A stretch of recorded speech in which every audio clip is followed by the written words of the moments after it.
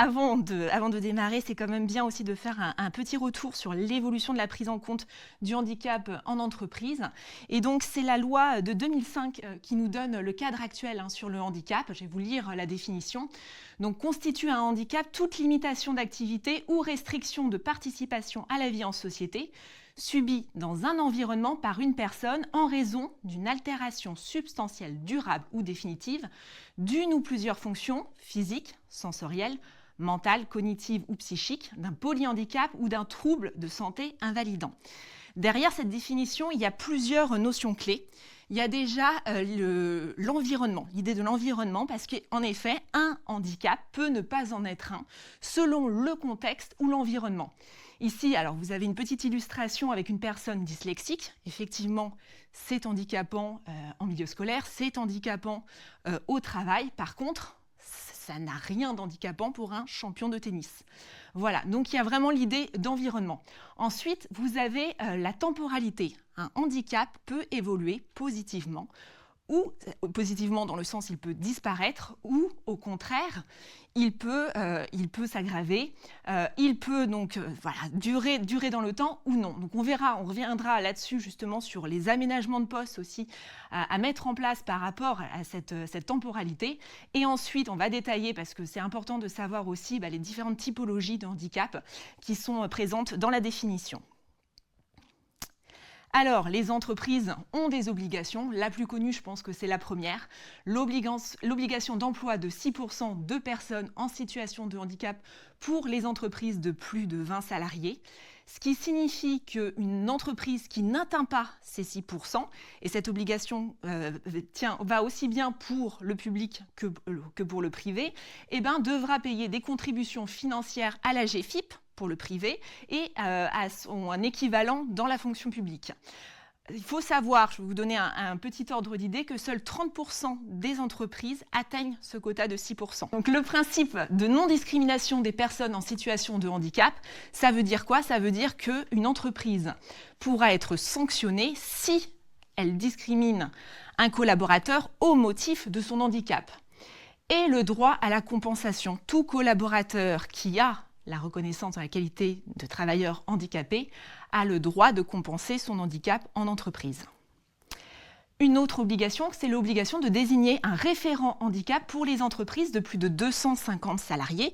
Quel est le rôle de ce référent handicap ? C'est véritablement d'accompagner, d'informer les collaborateurs déjà en situation de handicap, mais aussi de sensibiliser l'ensemble des collaborateurs sur le handicap. Et enfin, la dernière obligation, c'est que toutes les entreprises doivent réaliser une DOETH. La DOETH, c'est la déclaration obligatoire d'emploi des travailleurs handicapés, dès lors qu'elle emploie un salarié en situation de handicap. Et ça, c'est une nouveauté parce que ça date de 2020. Alors, dans les chiffres clés, vous voyez que le taux de chômage des personnes en situation de handicap est nettement plus important que le tout public, puisqu'il est de l'ordre de 14%.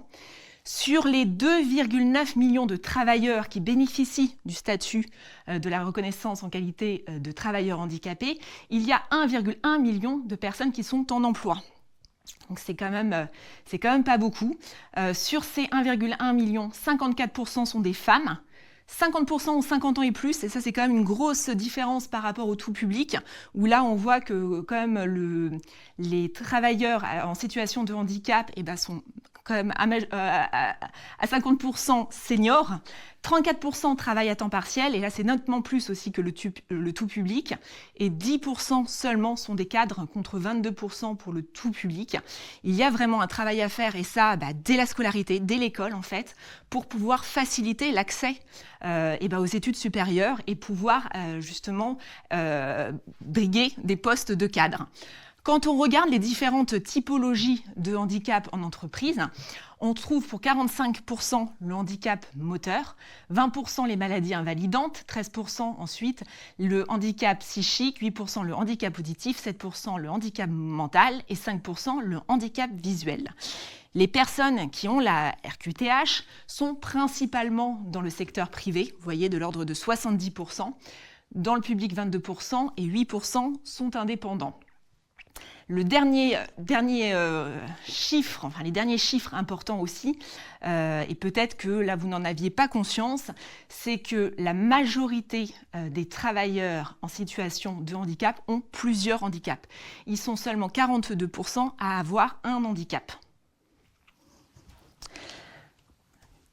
L'origine du handicap, ce qui est important ici de retenir, c'est que seulement 15% des personnes ont un handicap de naissance ou de l'enfance. Ce qui veut dire que 85% des personnes ont un handicap au cours de la vie, dû à des maladies non professionnelles, maladies professionnelles, des accidents de travail, des accidents, le vieillissement, mais 85% l'ont au cours de la vie. Donc on peut tous être impactés un jour par le handicap et c'est pour ça qu'il est important justement de savoir ce qu'il y a derrière cette notion et comment on fait pour rester en emploi avec son handicap. Dans les stéréotypes qu'on retrouve, les stéréotypes les plus fréquents, la majorité des handicaps sont visibles. Voilà, on a l'image du fauteuil roulant, on le garde en tête. Non, 80% des personnes en situation de handicap ont un handicap invisible. Quelques exemples, les problèmes respiratoires, ça ne se voit pas. Les maladies infectieuses, le cancer, etc. Deuxième stéréotype, la plupart des personnes en situation de handicap le sont dès la naissance. On l'a vu juste avant. 85% des handicaps sont acquis après l'âge de 15 ans. La majorité des personnes en situation de handicap souffrant d'un handicap moteur, on verra tout à l'heure la définition, se déplacent en fauteuil roulant. Sur les 8 millions de personnes concernées, 5% se déplacent en fauteuil. Le dernier stéréotype que je vous propose, c'est de travailler avec une personne en situation de handicap nécessite toujours des adaptations de poste. Dans seulement 15% des cas, il est nécessaire d'aménager le poste d'une personne en situation de handicap. Voilà, ça casse quand même pas mal de stéréotypes, 15% seulement. Les freins qu'on voit le plus souvent à l'embauche et à l'intégration des personnes en situation de handicap. Ne pas savoir quoi dire lors de l'entretien d'embauche, et là c'est le cas quand les recruteurs, quand les managers ne sont pas formés en handicap. Effectivement, on peut se dire, est-ce que j'ai le droit de poser certaines questions? Est-ce que ça ne va pas dans l'intimité, dans la vie privée de la personne? Est-ce que je ne vais pas être discriminant?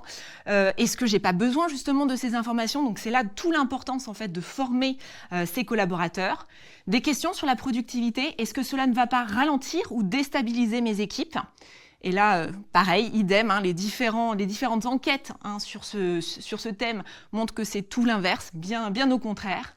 La peur du handicap due à un défaut d'explication. Si on vous sort le nom d'un handicap que soit vous n'avez jamais entendu, soit qui fait écho à quelque chose qui vous fait peur, et ben forcément, sans explication, et ben vous pouvez vous dire si je ne peux pas intégrer une personne avec ce handicap parce que c'est pas compatible avec mon poste. Les préjugés face au handicap, et ça encore une fois, c'est ce qu'on voit quand on ne maîtrise pas le sujet, c'est-à-dire, je vous donne un exemple, un candidat vient en entretien de recrutement, dit spontanément que voilà, il a la RQTH, et là, mais sans en dire plus, sans parler de son handicap, sans parler de ses besoins, peut-être de ses compensations, et là, le recruteur, dans sa tête, de toute façon, il a ses préjugés et commence à dire au candidat « Ah mais vous inquiétez pas, vous serez en télétravail à plein temps, ou alors on vous mettra dans tel ou tel espace » sans savoir le réel besoin du collaborateur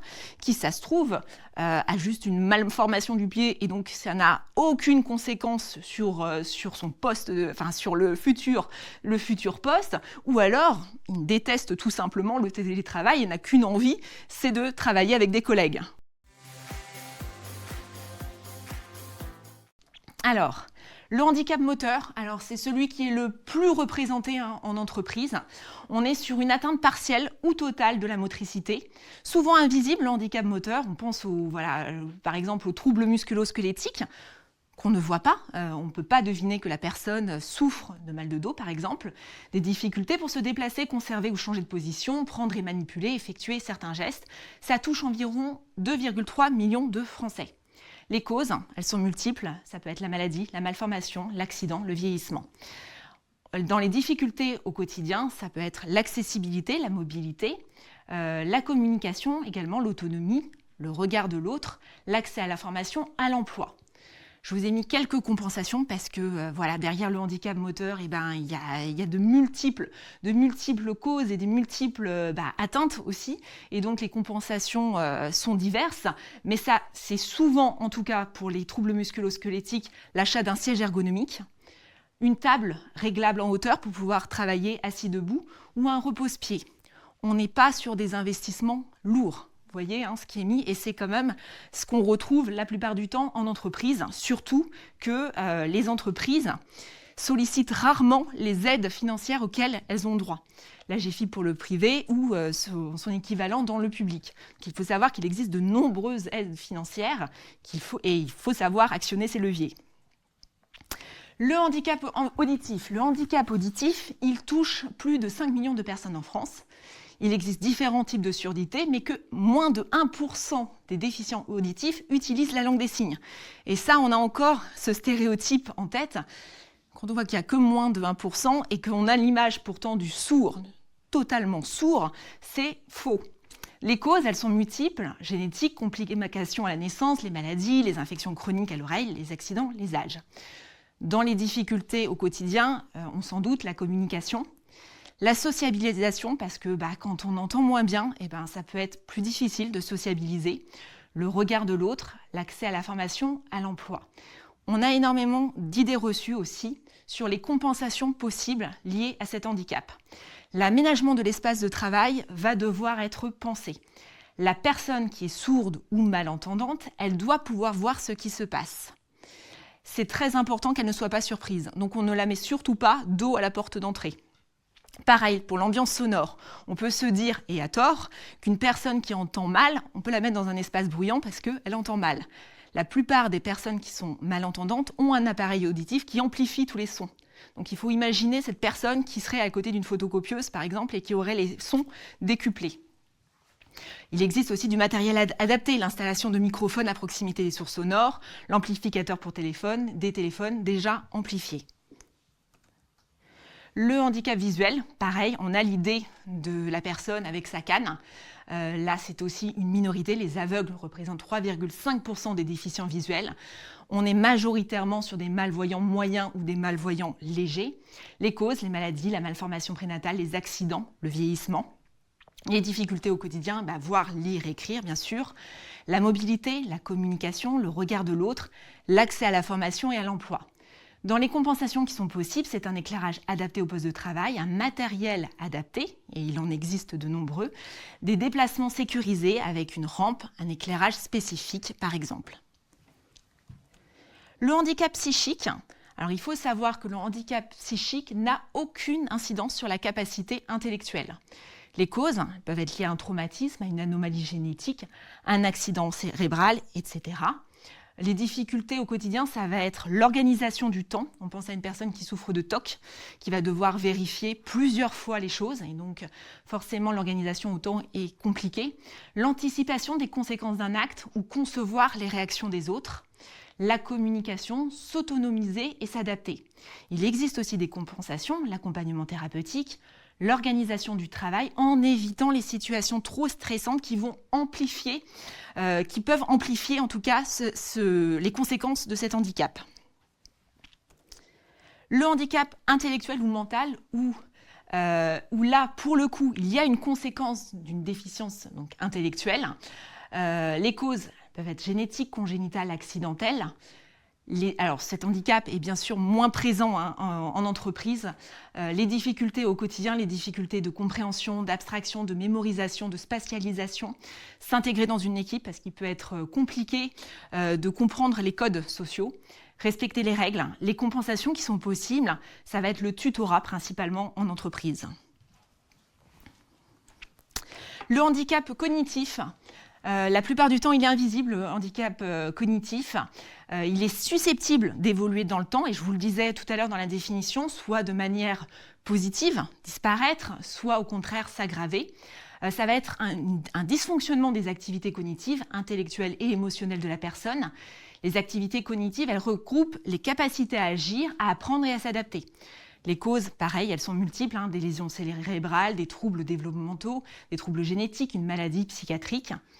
Et les difficultés que l'on retrouve plus fréquemment au quotidien, ça va être la mémoire, l'organisation et la planification des activités de la vie quotidienne, l'attention et la concentration, la communication, l'adaptation comportementale.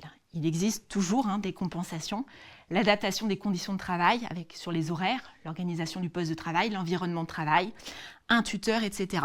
Vous voyez, encore une fois, je ne sais pas si vous avez fait attention, sur les 3 précédents handicaps, dans les compensations, il n'y a aucun coût financier. Ce sont des choses humaines, des adaptations de temps, le fait de télétravailler, mais il n'y a pas de coût financier. La dernière typologie de handicap que je vous propose, c'est le handicap consécutif à une maladie invalidante. Ce handicap est plutôt méconnu, surtout des personnes qui sont atteintes de certaines maladies et qui ne savent pas qu'ils peuvent faire reconnaître cette maladie comme un handicap. C'est le cas des cancers, par exemple. Très peu de salariés ayant un cancer font reconnaître leur cancer comme un handicap. Il y a derrière aussi cette typologie, les maladies cardiovasculaires, les maladies endocrines, les maladies de l'appareil digestif, les maladies de l'appareil respiratoire, le VIH. Les difficultés au quotidien, ça peut être la mobilité, les efforts physiques, le regard de l'autre. Et les compensations possibles, principalement, ce sont les aménagements des horaires de travail, le fait de pouvoir télétravailler ou moduler ses horaires en fonction des soins que la personne doit faire. On s'est interdit de mentionner que certains postes sont réservés aux personnes en situation de handicap. C'est totalement illégal en fait de faire ça. Vous le voyez, je le rappelle sur cette slide, à vouloir peut-être trop bien faire, j'en sais rien, le fait de vouloir recruter des personnes en situation de handicap, on peut être amené à faire des erreurs et à pouvoir mettre poste réservé aux personnes en situation de handicap. C'est illégal de le faire. Il faut mettre poste ouvert aux personnes en situation de handicap. Recruter sans discriminer, c'est quoi? C'est aussi diffuser largement les offres d'emploi, c'est-à-dire inclure les sites qui sont dédiés aux personnes en situation de handicap. Il existe de nombreux sites. L'appareil, vous pouvez vous faire aider, que ça soit côté privé ou côté public, en allant sur l'AGFIP ou sur son équivalent dans le public pour voir justement tous ces sites qui existent pour diffuser les offres d'emploi. La sélection du candidat doit être faite sur la base des compétences au regard du profil du poste. Je reviendrai vraiment là-dessus parce que c'est très important pour ne pas discriminer. Il faut se baser uniquement sur les compétences du candidat, ne surtout pas préjuger en fait que le candidat pourra ou ne pourra pas faire remplir les missions demandées sur le poste. Il faut juger juste son expérience, ce qu'il a réalisé, tout son passé, on va dire, professionnel. Avant l'embauche, il faut savoir que les travailleurs en situation de handicap sont soumis à un examen médical auprès de la médecine du travail pour dire s'ils sont aptes ou non au poste et si ils ont besoin d'un aménagement spécifique. Recruter sans discriminer, c'est donc présenter le poste en abordant les conditions de réalisation de la mission. Il faut être factuel. Quels sont les horaires? Est-ce qu'il y a un port de charge? Est-ce qu'il y a des déplacements? Etc. Vous listez les conditions du poste et ensuite, au candidat de vous dire si c'est réalisable ou non par rapport à son handicap. Évaluer le candidat sans a priori au regard de son expérience sous l'angle de ses compétences. C'est là que c'est important. C'est au candidat, il n'a pas à vous dire la nature de son handicap, ça c'est d'ordre privé. Par contre, c'est aussi de son devoir de vous dire, voilà, par rapport à toute son expérience, par rapport à son handicap et les conséquences de son handicap, s'il peut ou pas réaliser selon lui le poste et s'il aurait besoin d'aménagement. Ensuite, encore une fois, c'est le médecin du travail qui validera ça. Interroger le candidat sur ses besoins spécifiques sur le poste en lien avec ses restrictions et les conditions de réalisation de la mission, mais sans parler, et ça c'est vraiment important, on ne rentre pas dans la vie privée de la personne, on ne lui pose pas de questions sur la nature de son handicap. Dans les bonnes pratiques à faire, c'est anticiper dès l'entretien d'embauche les besoins de compensation du handicap. Pensez que la première impression est toujours la bonne, c'est ce qu'on dit. Et donc, si le candidat a été recruté, qu'il arrive sur son poste de travail et qu'il était prévu certains aménagements et que rien n'est prévu le jour J, je vous assure que c'est marquant. C'est marquant et donc ça fait partie aussi des choses qui donnent une bonne image ou non de l'entreprise en général, parce que ça ne se limite pas qu'aux managers ou qu'aux recruteurs.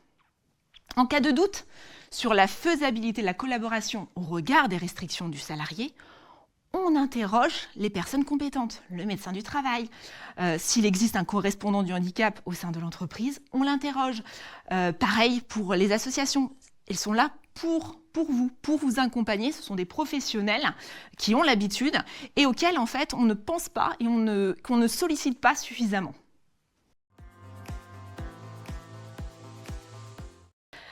Intégrer un salarié en situation de handicap. Je vous l'ai dit tout à l'heure, ça se prépare. On prépare l'arrivée du salarié, les aménagements éventuels, le tuteur si besoin. On anticipe ça. Et je rebondis par rapport à une question qui a été posée tout à l'heure. L'arrivée du collaborateur, ça se prépare également avec l'équipe.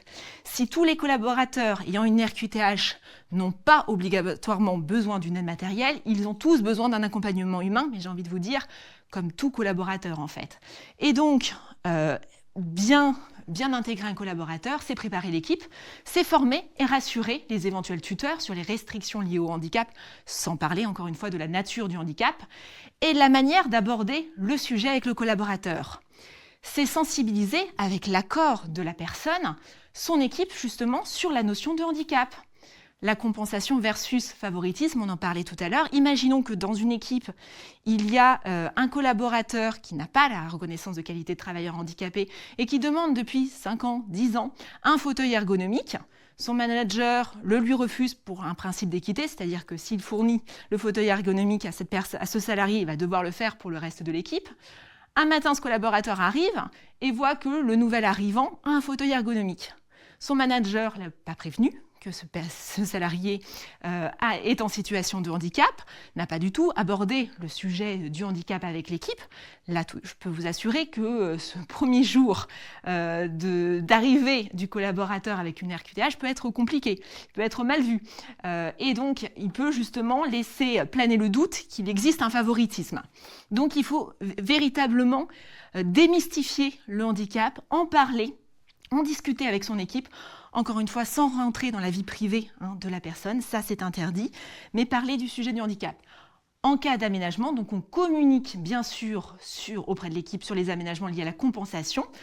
On recourt si besoin, encore une fois, à des associations, Cap Emploi, la GFIP, etc. pour sensibiliser si on ne sait pas justement quels sont les mots, ce qu'il faut dire, comment aborder le sujet. Et bien, encore une fois, il y a des professionnels qui sont là pour ça. Ce qui est important sur le fait aussi d'intégrer un salarié, mais ça j'ai envie de vous dire, c'est pour tout collaborateur, c'est d'assurer un suivi rapproché pendant la période d'intégration.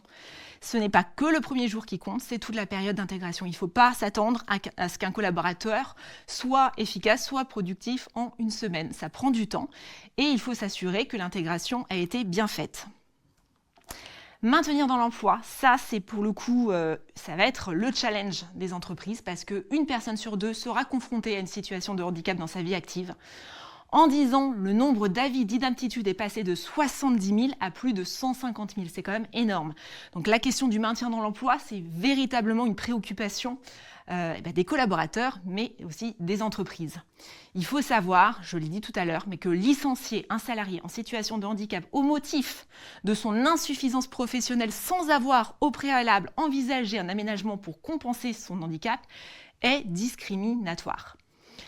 Comment on fait pour maintenir un salarié dans l'emploi ? Imaginons qu'un collaborateur a son handicap qui évolue de manière négative. Il est possible quand même que le maintien au même poste de travail soit réalisable avec ou sans aménagement. Il peut y avoir par contre des aménagements d'horaires qui sont à organiser, une réorganisation du poste de travail, un aménagement d'un véhicule ou d'un poste de travail par exemple, du tutorat, etc. On maintient également dans l'emploi quand on peut reclasser à un poste différent au sein de l'entreprise, avec ou sans aménagement, et ou avec une formation. Lorsque le maintien au même poste ou que le reclassement en interne n'est pas possible, on va être là sur un licenciement du salarié, puisque le reclassement dans l'entreprise n'est pas faisable. Il y a aussi une possibilité qui est assez méconnue, c'est l'aide à la création d'activités. L'entreprise peut aider le salarié à concrétiser un projet professionnel. Ce n'est pas possible de le maintenir au même poste, ce n'est pas possible de le reclasser en interne, pour des raisons tout à fait objectives pour l'entreprise, et aussi parce que ce n'est peut-être pas le souhait en fait du collaborateur d'être sur un autre poste. Par contre, il peut être décidé d'un commun accord d'aider le collaborateur à créer sa propre activité.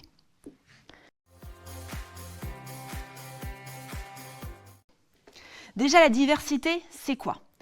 La diversité, c'est la promotion de personnes issues d'horizons variés.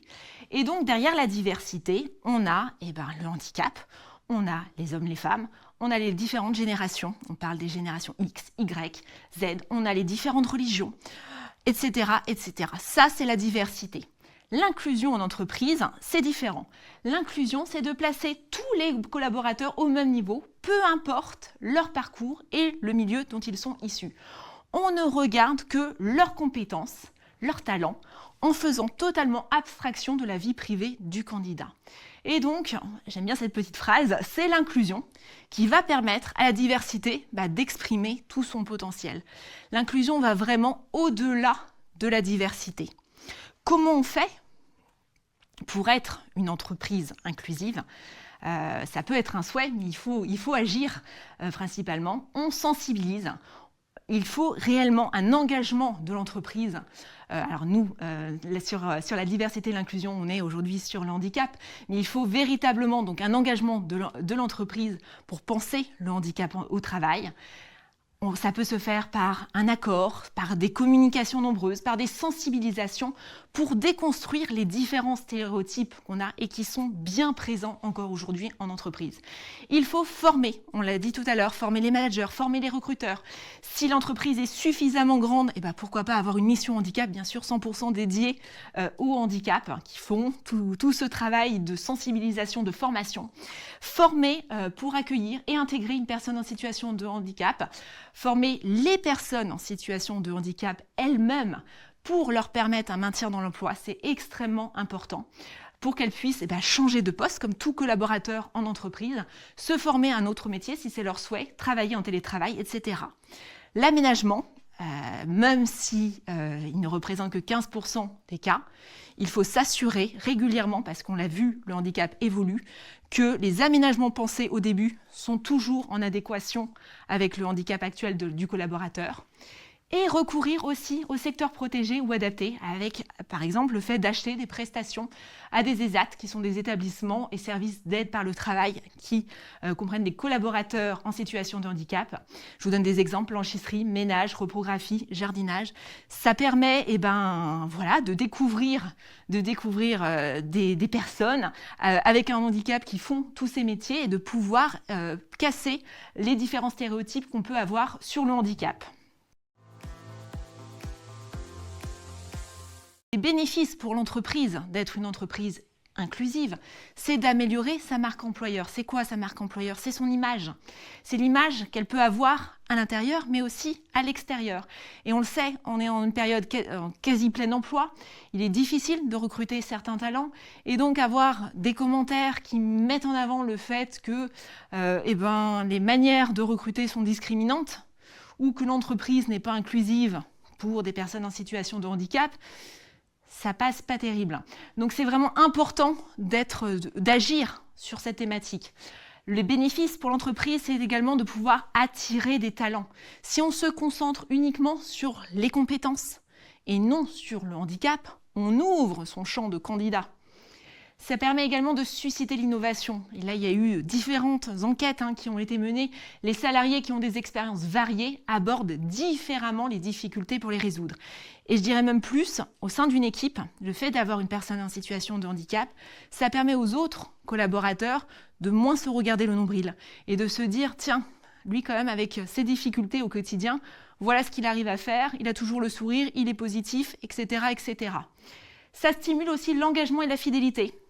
Je vous le disais tout à l'heure avec le sondage, les salariés qui se sentent inclus montrent plus de loyauté et d'enthousiasme au travail et donc sont moins absents. Les salariés sont plus fidèles à une entreprise qui s'engage réellement en faveur de l'inclusion. N'oublions pas que pour 85% des handicaps, ils sont arrivés après l'âge de 15 ans. Et donc, un salarié sur 2 aussi a possibilité, peut être handicapé au cours de sa carrière. Donc, quand on voit comment l'entreprise traite ses collaborateurs en situation de handicap, on se dit, mais si ça nous arrive un jour, voilà moi comment je serai traité. Donc ça a un impact très fort de savoir comment justement le handicap est géré au sein de l'organisation.